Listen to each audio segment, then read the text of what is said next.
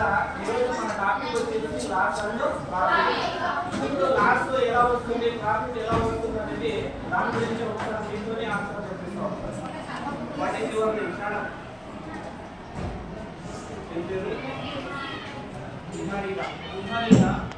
ఇప్పుడు లాస్ అంటే ఏమి? లాస్ అంటే ఎలా వస్తుంది మనకి? లాస్ నష్టం ఎలా వస్తుంది?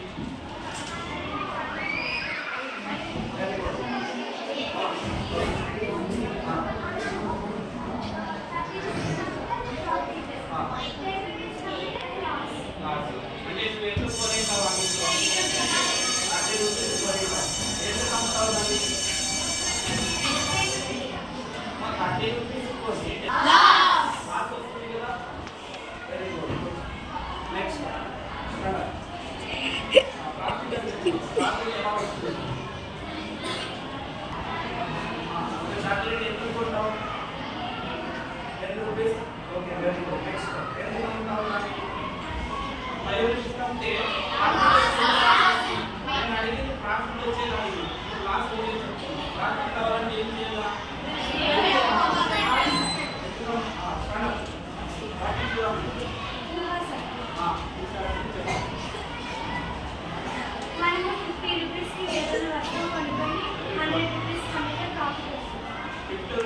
ఒక వస్తువు కొని 100 రూపీస్ కమితే ఏం వస్తుంది మనకి?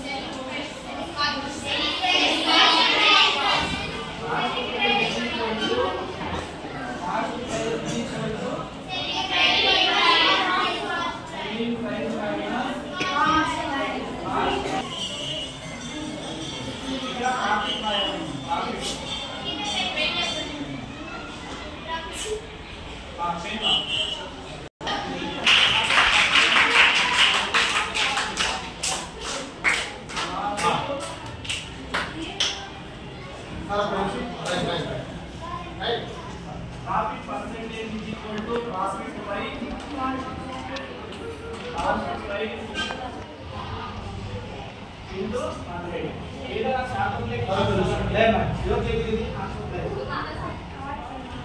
Profit percentage formula profit by cost price అన్నది ఎందుకు కాస్ట్ ప్రైస్ తీసుకోవాలి సెల్లింగ్ ప్రైస్ తీసుకోవచ్చు సులభంగా ఉంటుంది కొన్నాం కాబట్టి ప్రాఫిట్ వస్తుంది ఎందుకు సార్ కాస్ట్ ప్రైస్ ఎందుకు తీసుకోవాలి సెల్లింగ్ ప్రైస్ తీసుకోవచ్చు మనకి లాభం రావాలన్నా నష్టం రావాలన్నా కొన్నదే ఒకటినే ఆధారపడి అంటే ప్రాఫిట్ రావాలన్నా నాకు ఎంత ప్రాఫిట్ ఇందులో లేమా తర్వాత అబ్జర్వేషన్ మధ్యాహ్నం I sold it for 20 rupees. Then how much profit I got? She said that 10 rupees. You will be profit. ఇది 20 రూపాయలు అమ్మాను నాకు ఎంత లాభం అంటున్నా 10 అబ్బాయిలు ఎవరైనా చెప్పారా ఇది 20 రూపీస్ కంటే నాకు ఎంత ప్రాఫిట్ చెప్పమ్మా వెరీ గుడ్ సపోర్ట్ పెట్టడానికి అంటే లాసా ప్రాఫిట్ అంటే లాభమా నష్టమా చెప్పాలంటే అసలు నేను ఎంత కొన్నానో తెలిస్తే కదా నేను ఎంత కొన్నానో దాన్ని ఏమంటారు కాస్ట్ ప్రైస్ కాబట్టి కాస్ట్ ప్రైస్ తోనే మనం ఎందుకు క్యాలిక్యులేట్ చేస్తామంటే అందుకు